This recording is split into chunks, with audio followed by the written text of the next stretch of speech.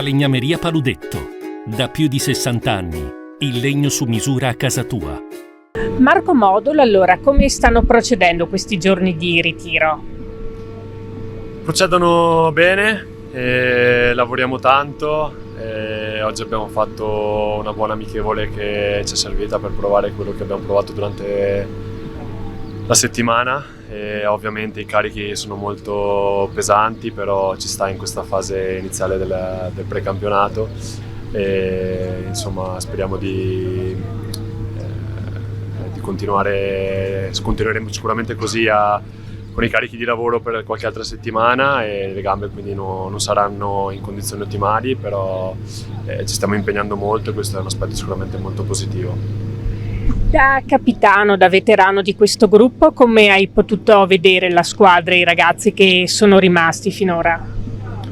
Ma ripartiamo da un'ottima base, da un ottimo gruppo, è un gruppo che da gennaio ha fatto delle cose veramente importanti e abbiamo la fortuna che il mister è rimasto con noi, di conseguenza chi è rimasto sa già cosa chiede, cosa pretende, e sicuramente questo è un punto a nostro favore. Ripeto, dobbiamo continuare a lavorare bene in queste settimane precampionato e a mettere più benzina possibile nelle gambe, e poi insomma si vedrà quando iniziano le partite che contano.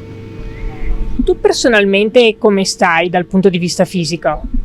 No, sto bene, insomma ho fatto 2 settimane bene, adesso speriamo di continuare come senza intoppi, senza intoppi, ecco, esatto, perché veramente il ritiro è importante, come ho già detto, è importante a qualsiasi età, ma maggior ragione sopra i 32-33 anni è ancora più importante, e quindi ecco, ci tengo molto e sto spingendo molto e spero insomma che tutto fili liscio. Anche per giocare qualche partita diciamo in più insomma rispetto all'anno scorso, ecco. Questo è l'obiettivo che ti dai ovviamente, no? Certo, sicuramente l'obiettivo è quello di aiutare di più la squadra anche in campo, e poi ovviamente sarà il mister che farà le scelte, però quello a cui tengo molto è essere disponibile, essere al 100%, e quando sarà il mio turno rispondere presente.